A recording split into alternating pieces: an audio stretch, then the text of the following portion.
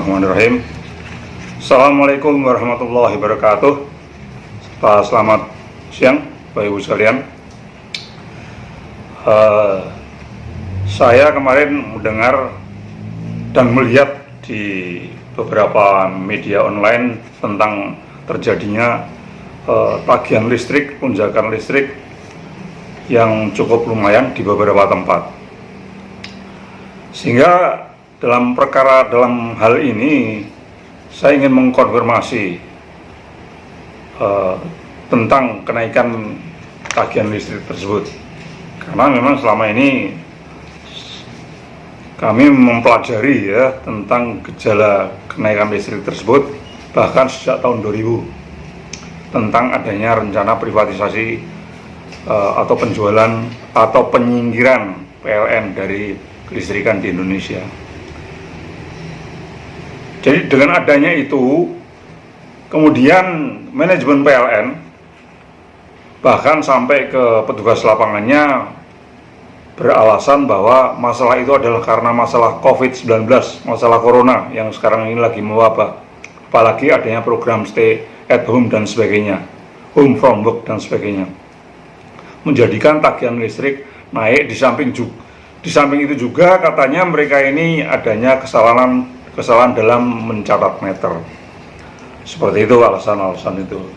Jadi menurut saya alasan yang seperti itu adalah sah-sah saja, tapi perlu diingat ya kepada keluarga besar PLN, terutama Anda ini tentunya tahulah sebenarnya bahwa permasalahan ini adalah permasalahan lama. Kalau permasalahannya teknis dan sebagainya itu tuh sih oke-oke saja lah, silakan.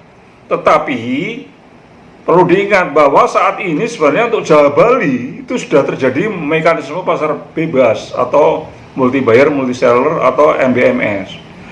Dan masalah ini sudah adalah masalah laten, sudah lama. Ini tergantung rezimnya saja dan tergantung dari perlawanan kita. Mulai tahun 98 kami masih ingat ya, saat itu kami mulai merasakan adanya penumpang gelap ya. Jadi masalah ini sebenarnya tidak lepas dari masalah korupsi juga. Kalau awalnya korupsi di BUMN itu karena Ekesco, karena istilahnya itu saperah, kemudian itu tahun 80-an lah, tapi di tahun 2000-an kemudian modus operasi berpindah dari Kesco ke penjualan aset negara atau privatisasi.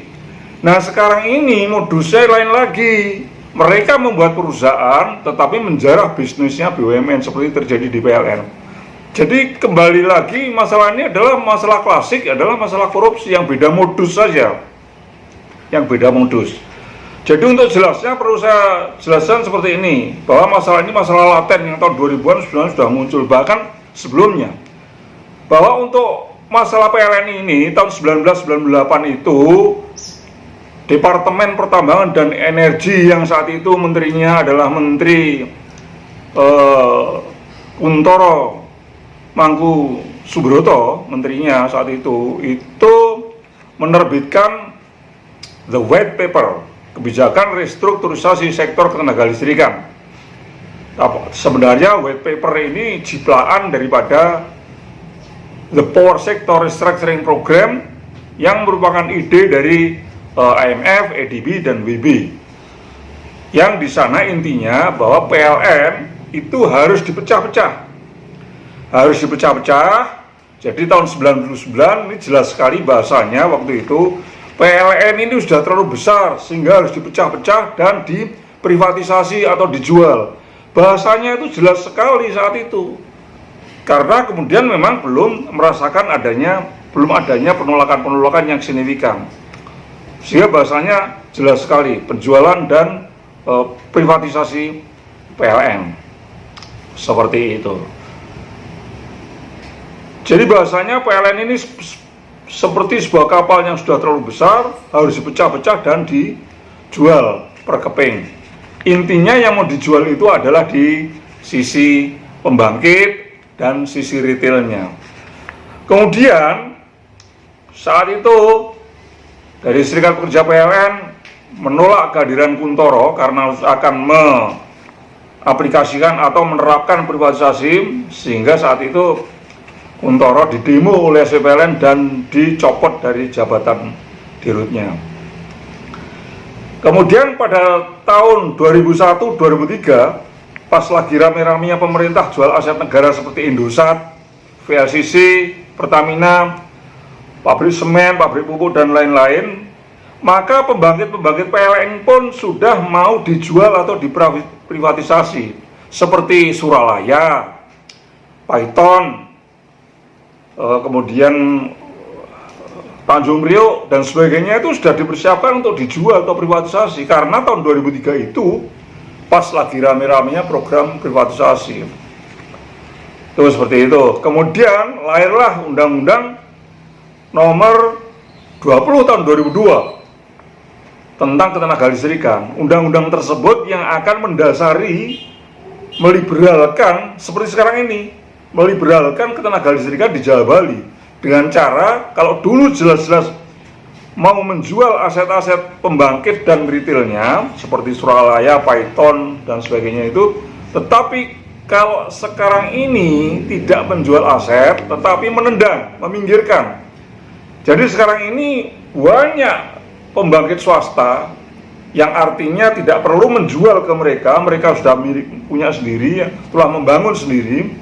Tetapi kemudian pembangkit-pembangkit PLN yang ada saat ini sesuai perintah dari Menteri BUMN tanggal 14 Desember 2019 ada di majalah Tempo itu, maka kemudian mulai awal Januari 2020 ini pembangkit tersebut berhenti beroperasi dan digantikan oleh pembangkit swasta yang kemudian diterapkanlah multi buyer multi seller itu. Jadi perkara ini adalah perkara lama yang sudah, bahkan kalau tahun 2000 kita itu sudah 20 tahun lebih. Jadi tolong nih Pak Dirut PLN, tolong Anda jangan menutup-nutupi dengan istilah-istilah oh ini karena Covid, ini karena salah pembayaran. Enggak. Prakteknya sekarang ini sudah terjadi MBMS kok. Sudah. Jadi teman-teman yang di lapangan, yang kalau saya tanya teman-teman yang PLN atau PJB atau Indonesia Power, mereka ya takut mau ngomong apa adanya. Ini saya mendapatkan data dari luar tetapi terkait orang-orang lapangan itu, bahwa saat ini sesuai perintah Menteri BUMN, pembangkit PLN itu yang PLTU, PLTU, PLTGU dan sebagainya itu sudah berhenti, kecuali yang PLTA saja, karena untuk keperluan beban puncak itu yang masih beroperasi, tetapi yang selain itu sudah berhenti. Karena di sana sudah berhenti, retailnya pun kan sudah dijual oleh oknum direktur utama pada saat itu. Sehingga apa? Ya sudah terjadi multi buyer multi seller saat ini. Kembali lagi ke belakang, bahwa masalah ini memang masalah yang sudah lama ya. Saat itu kami pun, saat DPR RI itu mau menerbitkan Undang-Undang Nomor 20 tahun 2002 sebagai dasar landasan untuk menjual PLN dan meliberalkan seperti sekarang ini, itu kami pun waktu itu dipanggil oleh Komisi 7 DPR RI yang saat itu ketua komisinya Pak Irwan Praitno dan wakilnya Agus Manewandi dari Golkar. Irwan Prait dari Reformasi, Agus Manewandi dari fraksi Golkar. Kami dipanggil itu dari Serikat Pekerja PLN yang kemudian diadu dengan tim ITB. Tim ITB saat itu adalah Profesor Sujana Syafi'i, mantan rektor ITB tahun 77 atau berapa kalau salah. Dan juga diadu dengan tim dari Universitas Indonesia, Fakultas Teknik. Saat itu ketua timnya adalah Profesor Insinyur Renaldi Dalimi. Jadi kami tiga tim ini diadu di sana tentang penjualan aset negara bernama PLN ini, termasuk step-stepnya itu, termasuk bagaimana nanti kalau kemudian PLN hanya mengoperasikan jaringan. Itu sudah dibicarakan dari dulu, bukan kemudian saat ini sesuatu yang tiba-tiba ada penyewaan, PLN hanya menyewakan transmisi dan sebagainya. Tidak, itu sudah direncanakan dari dulu, Bapak Ibu sekalian. Bahkan akhirnya setelah kami judicial review undang-undang tersebut agar berhenti privatisasi PLN ini, kan menteri-menteri itu waktu itu didatangkan, diantaranya Purnomo Yuliantoro, kemudian Laksamana Soekardi. Mereka mengakui memang mau menjual PLN, dan Laksamana Soekardi sendiri sebagai Menteri Negara BUMN saat itu mengatakan, ya untuk daerah yang dikompetisikan seperti Jawa Bali nanti, itu PLN hanya boleh menyewakan transmisinya saja, sedangkan pembangkit dan retail harus dijual. Bahasanya terang-terangan dijual, tapi sekarang kok kesannya seperti tidak terjadi apa-apa. Sekarang memang sudah terjadi itu penyewaan. Mengapa kemudian ini terjadi? Waktu itu kemudian tidak terjadi karena saat itu di samping kami melawan secara keras, juga pemerintah saat itu, rezim saat itu kemudian mundur. Kami demo juga pada tanggal 30 Januari 2008 secara besar di depan istana, dan kami dibolehkan masuk istana, ketemu menteri-menterinya SBY tidak mau nemuin saat itu. Tapi dengan itu kan kemudian program ini berhenti. Hanya kemudian terus terang saja terakhir-terakhir ini undang-undangnya sudah dibatalkan, ya, undang-undang tentang untuk liberalisasi kelistrikan, tentang akan disahkannya multi buyer multi seller dibatalkan oleh Mahkamah Konstitusi. Tetapi kok nekat, bahkan terang-terangan Menteri BUMN mengatakan itu PLN tidak usah ngurusin pembangkit lagi. Kemudian waktu itu oknum di PLN-nya menjual retail, ya sudah, ini kalau diterapkan sudah MBMS, seperti itu. Jadi putusan MK itu sebenarnya tetap memberikan keleluasaan pada swasta untuk mengoperasikan listrik sebagai pilihan, tetapi tidak seperti sekarang ini. Maunya Mahkamah Konstitusi itu swasta, listrik swasta itu membangun independence of power producer di lapangan dari pembangkit, membangun transmisi sendiri, membangun distribusi sendiri, membangun retail sendiri, barulah bersaing dengan PLN. Kalau yang sekarang ini kan bukan membangun sendiri, tetapi merampok asetnya PLN. Mengapa kemudian aset PLN bisa dirampok? Ya karena di situ bermain juga oknum-oknum petinggi negara ini juga, sehingga semuanya takut. Jadi kami mohon pada Pak Presiden untuk mencopot aja menteri-menteri yang menggunakan nawacita untuk kemudian ternyata merampas aset PLN seperti ini. Itu yang terjadi. Jadi sekarang ini, kalau dulu orang mengatakan wah PLN monopoli, tapi monopolinya ini adalah sesuai dengan para pendiri negara saat itu adalah untuk ideologi etatisme. Tapi sekarang ini aset PLN dimonopoli oleh swasta, ya, asing dan kerjasama dengan oknum para pejabat tinggi itu monopoli sekarang ini, Bapak Ibu sekalian. Barang yang strategis ini dimonopoli oleh swasta. Swasta itu ideologinya kapitalis, cost serendah mungkin, profit setinggi mungkin. Akhirnya terjadilah seperti sekarang ini, kenaikan tarif yang suka-suka mereka. Ini baru pemanasan saja, Bapak Ibu sekalian. Ini baru pemanasan. Saat ini baru serah terima antara tagihan yang kemarin dilakukan PLN dengan sekarang yang tagihan yang dilakukan oleh kartel. Jadi sekarang ini mereka membuat kartel swasta, begitu, menggantikan PLN. Nah kalau ditutup-tutupi seperti sekarang ini, wah ada program power lunch seperti kemarin itu tanggal 3 Juni yang disiarkan oleh TV CNBC Indonesia. Wah seolah-olah teknis, tidak ada masalah, itu hanya masalah pencatatan, itu masalah COVID, teknis semua, ini bahasanya Pak Dirut ini. Kemudian saat itu ada power generation, power beyond generation, PLN transformasi, ada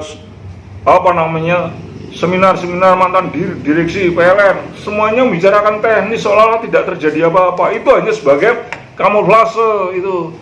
Yang jelas sekarang ini transmisi PLN ini waktu tanggal 5 kemarin sudah dibicarakan untuk disewa mereka. Nah kalau kecenderungannya ditutup-tutupi seperti ini, kekhawatiran saya dan teman-teman yang prihatin dengan masalah ini, itu nanti yang disewa tidak hanya transmisinya, yang disewa simbol PLN-nya juga disewa supaya tidak ketahuan sudah terjadi liberalisasi dan privatisasi. Kemudian gedung-gedungnya disewa, kantor-kantor PLN disewa, karyawannya pun sudah disewa. Karena waktu itu si menteri yang menjual retail itu sudah mengeluarkan SK bahwa karyawan PLN yang organik, baik itu yang mengurusi teknik maupun administrasi, sudah dipindahkan ke sebuah anak perusahaan PLN. Yang artinya nanti bila terjadi privatisasi, sudah terjadi liberalisasi, sudah bukan PLN lagi yang mengendalikan listrik, itu sudah anak perusahaan itu yang kemudian dia pun bisa masuk kartel. Nah, sekali lagi kalau ditutup-tutupi seperti ini, bisa jadi simbolnya PLN pun juga disewa oleh kartel ini, karyawannya pun disewa oleh kartel ini, bahkan direksinya pun disewa. Sehingga kemarin Pak Dirut bicara di depan TV itu sebenarnya atas nama siapa itu? Jangan-jangan sudah di atas nama kartel, kan seperti itu. Ini sangat mungkin terjadi kalau kemudian ini ditutup-tutupi seperti ini. Itu sangat mungkin terjadi. Ya, lebih gawat lagi, ya mudah-mudahan tidak terjadi. Kemudian kartel menyewalah institusi negara seperti DPR dan kementerian. Lah kalau itu sudah terjadi kan, wah, suatu saat Kementerian ESDM dan DPR memutuskan, wah, tarif listrik Rp3.500 per kWh seperti Filipina, ex Napokor, kan juga seperti itu kejadiannya. Sehingga listrik naik, tapi capnya cap resmi dari pemerintah. Wah, apa enggak gawat kalau seperti ini.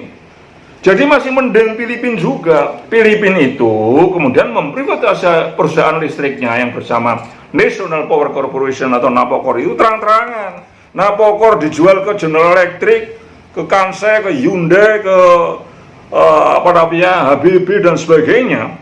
Tapi terang-terangan dijual. Karena apa? Karena memang rakyatnya saat itu rakyat Filipina itu mendemo Napokor itu. Karena apa? Sering dimatikan oleh rezim pemerintahnya saat itu. Karena rezimnya juga ingin bermain secara swasta dengan asing-asing itu. Dimatikan, rakyatnya marah, minta ke Napokor dibubarkan, akhirnya bubar bener, digantikan wajah-wajah baru yang swasta, dan akhirnya naik 4 kali lipat minimal. Dan setelah naik 4 kali lipat, rakyat demo lagi agar dikembalikan ke Napokor itu aset-aset itu yang sudah dijual ke Amerika, Inggris, Prancis dan sebagainya itu, tetapi harganya sudah berkali-kali lipat. Jadi kesimpulannya, ini permasalahan ini akhirnya menurut saya tidak usah ditutup-tutupi lah. Yang terjadi saat ini sudah terjadi MBMS. Karena sudah ada rapat transmisi distribusi di Direktorat Jenderal Ketenagalistrikan ya, yang dipimpin dia waktu itu sudah membicarakan masalah itu meskipun lewat Zoom. Artinya in prinsip transmisi dan distribusi sudah dikuasai oleh asing dan asing, serta retail yang dijual oleh mantan direktur utama PLN itu. Ini kejadian sebenarnya, dan marilah harus kita cegah mulai sekarang, Bapak Ibu sekalian, kalau tahun depan tidak terjadi lonjakan sampai 4 kali lipat minimal. Terima kasih. Wassalamualaikum warahmatullahi wabarakatuh.